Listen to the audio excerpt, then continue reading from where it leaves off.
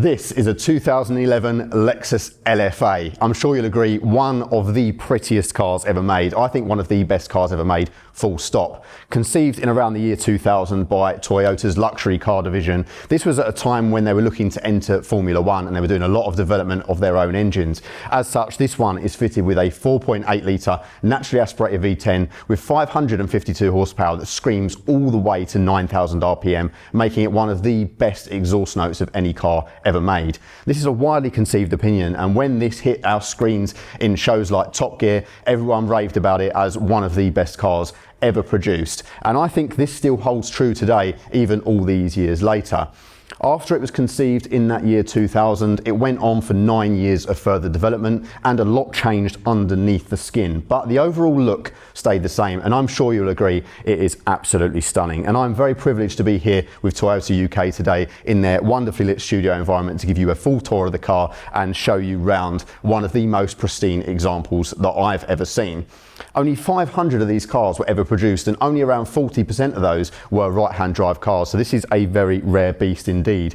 When they were new, they were around £380,000 for a nicely spec'd one, but now you'll be looking at somewhere between 800,000 and £1 million. This for me was one of those poster cars. It's one of them cars that I will probably never ever own. It's well out of reach, but what I am excited to do is actually have an up close and personal look around it today, get to know it and actually see all of the features that I watched growing up. Of course, in such small numbers, these cars have to be preserved, which is a shame because it would be great to see more of them out on the road.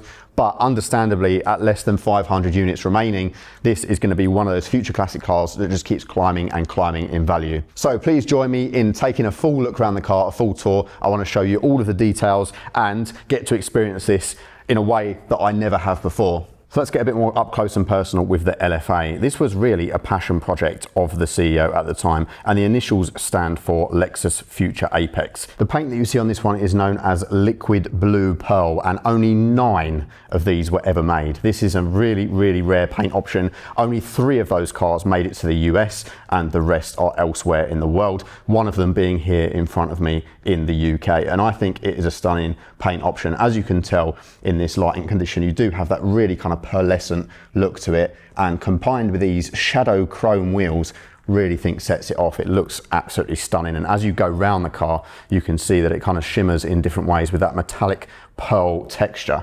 It just looks absolutely fantastic. This one is finished with a kind of cream leather interior, and as you can see at the back here, we've got some carbon accents. You can see right down the bottom here some exposed carbon at the bottom of the car, and you can see that as we open the doors as well. So really, really interesting the way that this was developed. You can also see, as part of these large 305 wide rear 20-inch alloys, the carbon ceramic brakes, which are included as standard on the LFA for all of that stopping power. The LFA really is a bit of an enigma. It's a clean sheet project right down to bespoke front engine carbon fiber chassis. It was all built from scratch and nothing taken from the shelf from different cars. It's really, really a big undertaking to make a project such as this, which is really fantastic and shows that there wasn't so many financial restraints during this era. The 4.8 V10 was co-developed with Yamaha and tuned by them for the exhaust note, built from aluminium, magnesium and titanium, and it's kind of likened to a musical instrument by Yamaha for its sound and sharp responses.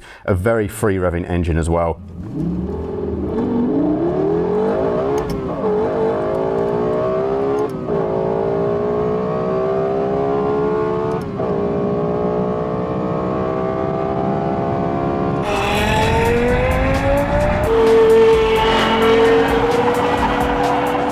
It's got a separate throttle valve for each cylinder with a 72-degree V angle, and it's smaller than a traditional V8, but the same weight as a V6, so truly an engineering marvel. It's got valves and connecting rods made of titanium, and the lubrication system is designed to cope with up to 2G of forces, longitudinal or lateral, and 552 horsepower, like I say, up to around 8,700 RPM, so you really have to wring this out and smash through the gears to get the best out of the car. Famously, it had to be fitted with a digital tachometer because the analog one could not keep up with how quickly this car went from idle to 9,500 RPM redline.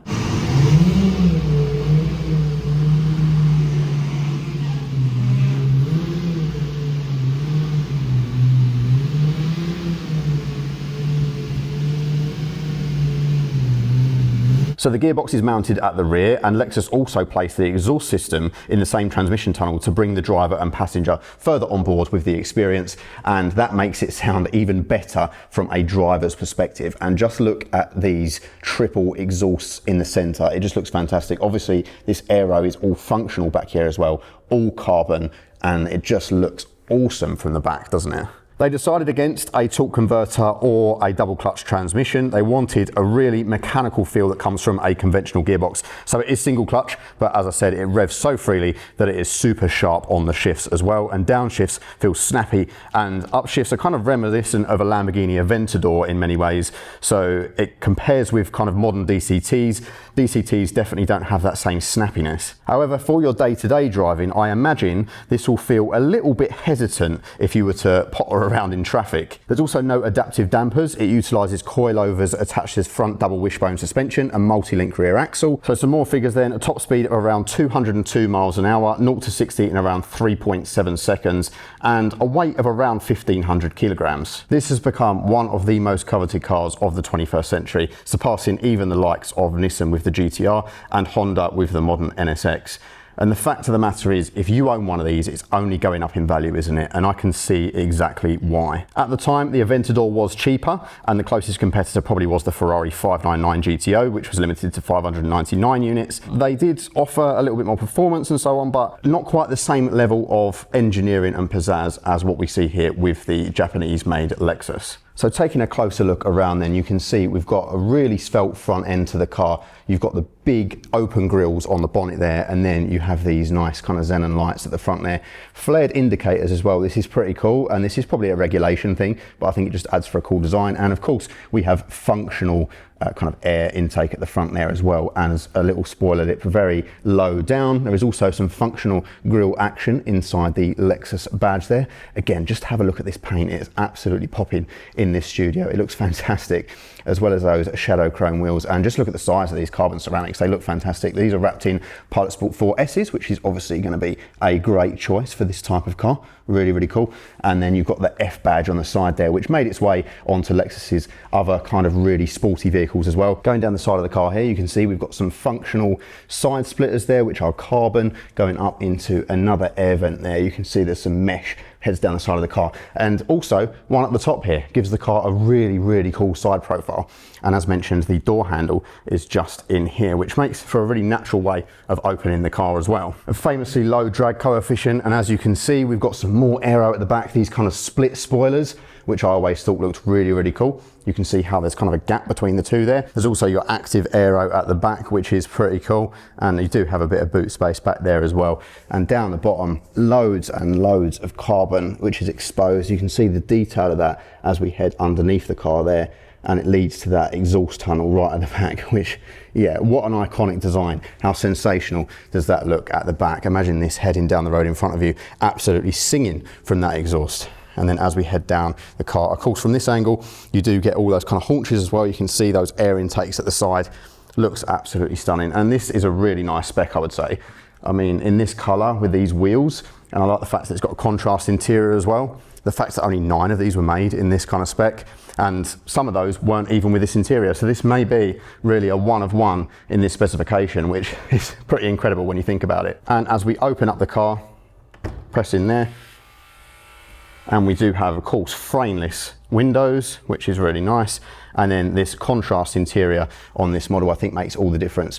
Look at all of this gloss carbon fiber. We've got this really nice pattern on the door there. Everything in here is either milled aluminium or magnesium, which feels absolutely fantastic in terms of quality. And of course, we've got a little bit of wear and tear in here over the years, but overall material quality is really nice. You've got lots of proper leather in here. And on the side of the seats, you can see you can actually pull that forward, so you've got access to a little bit of a parcel shelf back there, a little bit of practicality. And then again, lots and lots of kind of milled stuff going on. Like I said, realistically, this has been used quite a bit, this car, which is really, really nice. But then inside, it's still showing this is a really, really nice bit of engineering. The interior has actually yellowed a little bit over time. It used to be a little bit more white, and that's easily documented because we can tell which car this is. Each LFA gets a unique identifier plaque with its serial number on the center of the interior between the seats, this one being number 16 out of 500.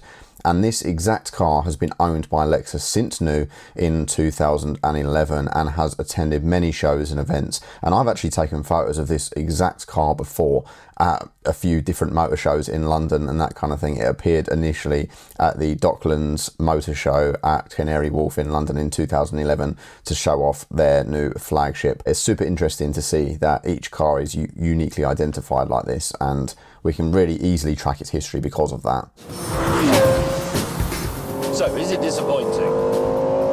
No, not even a little bit. You can see here the main tub of the car, a full exposed carbon fibre for weight saving and an engineering marvel of its time. And these extremely supportive bucket seats with a look at the depth of this side bolstering, really, really cool. So let's hop in and give you a bit of a tour. So looking around the cabin, it is exactly what you'd expect. Very, very low down. You've got pretty much no view over the bonnet there, which is really cool, and it kind of extends all the way forward. And you've got a big swooping windscreen. So visibility is going to be pretty poor out of this car as expected, but really special cabin to be in. Lots and lots of carbon fibre. There's still space in there for a decent sized glove box with an auxiliary input, so still some kind of luxuries and practicalities, and a Mark Levinson premium surround system, which Lexus were known for in the 2000s, having one of the best sound systems on the market. And they didn't skimp on this. They still put these luxury features in here, even though this was a, you know, nearly £400,000 hypercar. What's also cool is the controls that are on the tops of the dash here. So you can see we can open that and put that on the setting there for the lights. And then on this side, you also have the drive mode select, accessible kind of via these two tools at the top. And then the paddle shifters on the back. As you can hear, very, very satisfying to press indeed. I can imagine a true sensation when you're getting through those gears on that single clutch gearbox. And what's more, also an engine start button directly on the dashboard. I think that is really special as well. And then some more cockpit style controls. So you can see here we've got this tiny little stalk for your lights and your washer. And then on the left hand side, you also have a tiny, tiny little stalk for your indicators as well. It's comically small. It's really, really thin. Something that I didn't know about these cars. It's got a very satisfying feel to it, but I guess the idea is that it's kind of very far out of the way, but it's still very accessible to touch with your hands. And what a cool steering wheel. Again, full carbon fiber. I dread to think how much this is if you were to need a spare one. This one is actually in really good condition, but yeah, it's definitely one of those things where you can tell it's an expensive part for this true carbon. But it's just cool to see how there are physical controls in here, this nice kind of shadow chrome that's been specced on this car. And of course here you've got the kind of toggle switch, like a mouse control for the Lexus infotainment system, which was a really cool thing back then. And it also has clickers on the side, so you can operate it a bit like a computer. There's also a suede headliner and some basic LED controls. And then of course your small sun visors as well. Nothing too spectacular, but everything feels really nice fit and finish in here.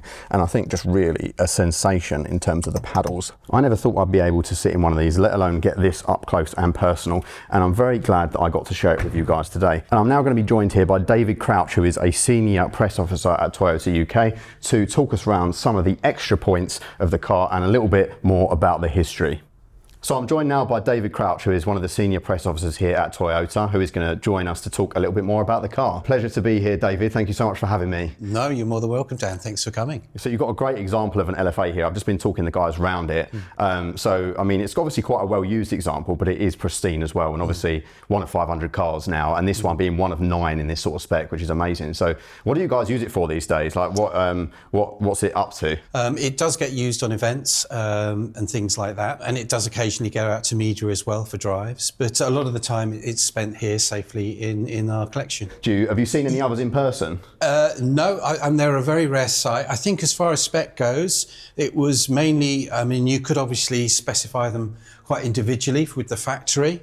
I think as far as we were concerned, we just specified this in obviously in the pearl blue paint with the cream leather interior. But I think spec-wise, they were pretty much as they came out You know, they were pretty much all the same. I think it was just interior colours and trims. Yeah, there wasn't an awful lot you could actually spec in terms of options per se. No, it was the limited edition, Nürburgring edition, that they did 50 units of, which was a slightly different spec to this. Yeah, so that was like upgraded brakes and bits like that, wasn't it, as well? Aerodynamics package. Aerodynamics, nice, yeah. Incredibly low drag coefficient on here as well, and active aero, am I right, at the back? Yes, it is, yeah. The rear spoiler will deploy depending on the speed of the vehicle. Yeah, perfect. And you can see we do have some kind of active aero at the back anyway, some permanent aero, and then of course the rear diffuser coming into the centre exit exhaust down there as well. Very iconic design, I would say. Like if you saw one of these on the road, you'd know what it is, right? But I've also found it quite interesting how the other F models kind of followed on from this, like the GSF, the ISF, and the way they were designed,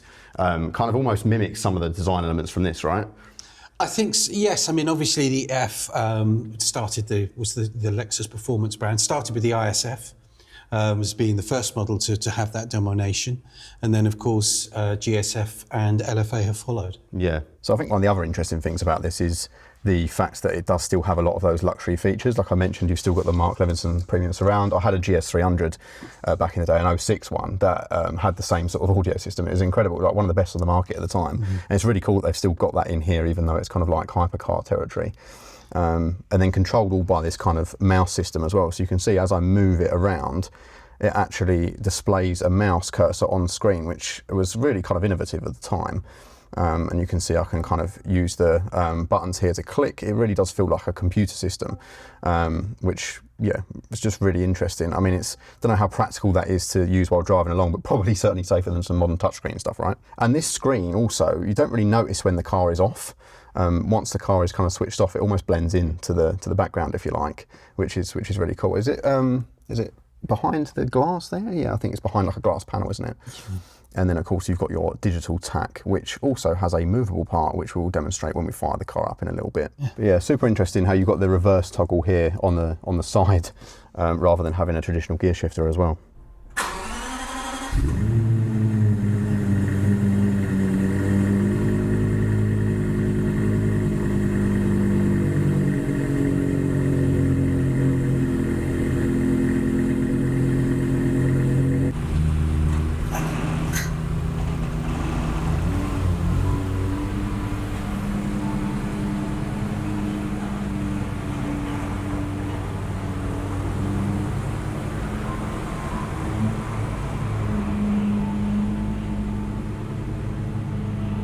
So there we have it, my time with the LFA comes to an end. I had an absolute blast checking this car out with Toyota UK, and to do it in such a controlled environment where I had plenty of time with the car. Well, with the car valued now at nearly £1 million, it definitely wasn't something that I could get out and drive today, unfortunately. However, I still thoroughly enjoyed getting to grips with the LFA and being able to show you a little bit of up close and personal on a car that was launched in a time when we didn't have such great camera equipment. So to be able to use the power of YouTube to share the beauty of this thing with you guys is such a privilege. So thank you guys so much for watching, and do stay tuned to Lexus because they have just announced a replacement LFA all these years later, and it's going to be a very different beast indeed, but definitely worth checking out. So I look forward to doing some coverage of that in the future. But for now, thank you guys so much for watching. Appreciate all the likes, comments, subscriptions. It goes such a long way, and I'll see you in the next one. Bye bye.